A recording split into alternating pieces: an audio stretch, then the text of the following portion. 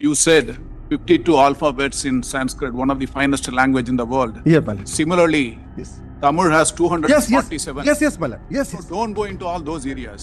பொதுமக்களுக்கு ஒரு பிரச்சனை அதை தீர்த்து வைக்கணும்னா ஒண்ணு போலீஸ் கிட்ட போவோம், இல்லனா கேஸ் போட்டு பாத்துக்கலாம்னு சொல்லி வக்கீல் கிட்ட போவோம். ஆனா அந்த வக்கீலுக்கே ஒரு சிக்கல் அப்படின்னா அவர் யாருக்கிட்டங்க போவாரு? அப்படிதாங்க ஒரு வக்கீல் இப்போ சிக்கல்ல மாட்டிட்டு தவிர்த்திட்டு இருக்காரு. அந்த சிக்கலை உண்டாக்குறது யாரு தெரியுமா? அவர் வாய் தாங்க. அறிவாளித்தனமா பேசணும்னு நினைச்சுக்கிட்டு 9 நீதிபதிகள் முன்னாடி இருக்க எனக்கு மட்டும்தான் அறிவு இருக்கு அப்படின்னு சொல்லி பேசிட்டே இருந்திருக்காரு. உடனே குறுக்கிட்ட நம்ம தமிழ்நாட்டை சேர்ந்த ஒரு நீதிபதி செம்மையான ஒரு ரிப்ளை கொடுத்திருக்காரு. அந்த வீடியோ தாங்க இன்னைக்கு சோசியல் மீடியா ஃபுல்லா வைரலா தராயிட்டு இருக்கு.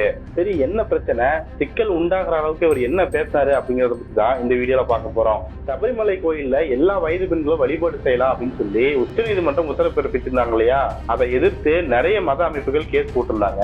இந்த வழக்கோட சேர்த்து மதம் மற்றும் சடங்குகள் தொடர்பாக சட்ட ரீதியான சந்தேகங்களை தீர்க்கிறதுக்காக 9 நீதிபதிகள் கொண்ட அரசியல் சாசன அமர்வு விசாரணைக்கு அமர்த்தப்பட்டுச்சுங்க. அந்த அமர்வுல கலந்துகிட்ட 9 நீதிபதிகளும் மனுதாரர்களுடைய வாதத்தை கேட்டுட்டு இருந்தாங்க.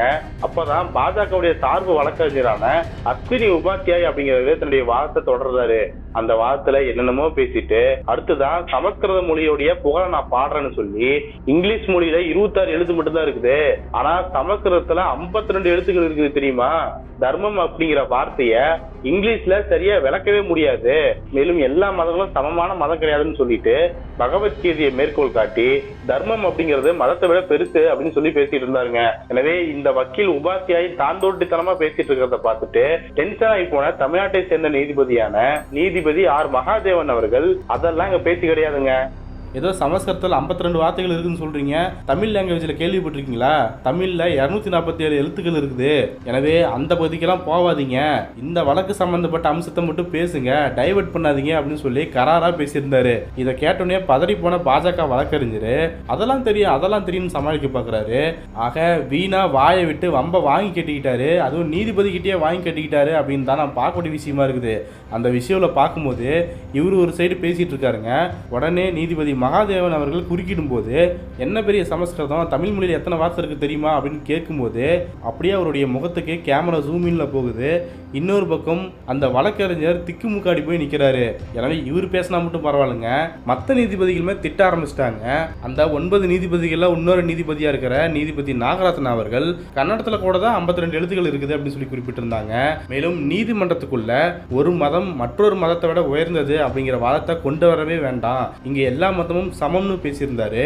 அவரை தொடர்ந்து நீதிபதி சுந்தரேஷ் மற்றும் நீதிபதி அமானுல்லா ஆகியோர் தயவு செஞ்சு இது போல வாதாடாதீங்க, கேஸுடைய நோக்கத்தை புரிஞ்சுக்கிட்டு பேசுங்க அப்படின்னு சொல்லி பாஜக சார்பு வழக்கறிஞரான அஸ்வினி உபாத்யாயாவை கண்டிச்சு பேசியிருந்தாங்க. எனவே அந்த இடத்துல சமஸ்கிருதம் தான் மேன்மையானது அப்படிங்கிற துணியில இந்த பாஜகவுடைய வழக்கறிஞர் வாதத்தை முன்வைக்கும் போது அதை நீதிபதிகள் முற்றிலும் நிராகரிச்சிருக்கிறாங்க. சரி, தமிழ் மொழி பத்தி தமிழ்நாடு நீதிபதி பெருமையா பேசுறாரு அப்படின்னு பாத்தீங்கன்னா அந்த பக்கம் நாகரத்னா எங்க மொழியிலிருந்தா இவ்வளவு இருக்குது அப்படின்னு சொல்லி எடுத்து காட்டுறாங்க. அடுத்து வந்த நீதிபதிகளும் அதையே கண்டிச்சு பேசியிருக்கிறாங்க. இதை பார்க்கும்போது நமக்கு என்ன தெரியுமா ஞாபகம் வந்துச்சு, ஒரு படத்துல வடிவேலு வாடனா இருப்பாருங்க, அவரை நிக்க வச்சு வரிசையா கொட்டுவாங்க பாத்தீங்களா? அந்த மாதிரி தான் எதிர்நிலையில் வச்சுக்கிட்டு 9 நீதிபதிகளும் அவர் மண்டையில் வரிசையாக கொட்டியிருக்கிறாங்க. இந்த வேலையெல்லாம் இங்கே வச்சுக்காதீங்க, பேச தெரிஞ்சால் பேசுங்க, வேற எதுக்கு டைவர்ட் பண்ணி போகாதீங்க அப்படின்னு சொல்லி கண்டிப்பாக பேசியிருக்கிறாங்க. இப்படி தன்னுடைய தலையில் தானே மண்ணவாரி போட்டுக்கிட்ட வழக்கறிஞரான அஸ்வினி உபாத்யாய் மொக்க வாங்குறது அப்படிங்கிறது முதல் முறை கிடையாதுங்க. இவர் சமஸ்கிருத மொழியை முன் வச்சும் ஹிந்தி மொழியை முன் வச்சும் பல வழக்குகளையும் போட்டிருக்காராமா. எனவே இவர் இதே போலப்பா தான் சுற்றிட்டு இருந்திருக்காரு. அதுக்கு இன்னைக்கு நீதிபதிகள் முடிவுரை எழுதியிருக்கிறாங்க அப்படின்னு தான் நான் பார்க்கக்கூடிய விஷயமா இருக்குது. எனவே இந்த வீடியோ வைரலா ஷேர் ஆகிட்டு இருக்குதுங்க.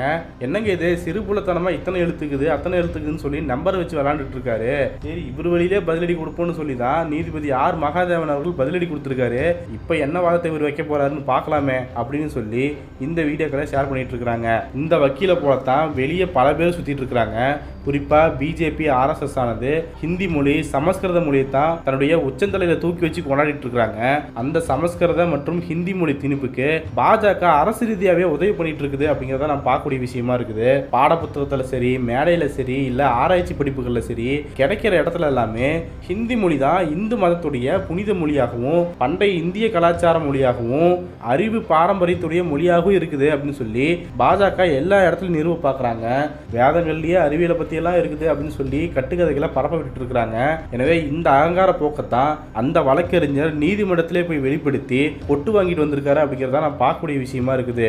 எனவே எந்த மொழி பெருசு எந்த மதம் பெருசு அப்படின்னு சொல்லி நீதிமன்றத்தில் வந்து வாதாடுற வேலையை வச்சுக்காதீங்க, பிரச்சனையை மட்டும் பேசுங்க அப்படின்னு சொல்லி அவருக்கு மட்டும் கிடையாதுங்க, இந்திய நாட்டில் இந்த வேலையை வச்சுக்காதீங்கன்னு சொல்லி பிஜேபிக்கும் ஒரு எச்சரிக்கை கொடுத்துருக்காங்க அப்படிங்கிறத நம்ம பார்க்கக்கூடிய விஷயமா இருக்குது. எனவே இனிமேலாச்சும் பகவத்கீதை, தர்மம், சமஸ்கிருதத்தில் வேதம் இருக்குது, வேதத்தில் அது இருக்குதுன்னு சொல்லி பேசாமல் சட்டப்பூர்வமான வாதத்தை முன்வச்சா அவருக்கும் நல்லது, நீதிமன்ற மாண்புக்கும் நல்லது.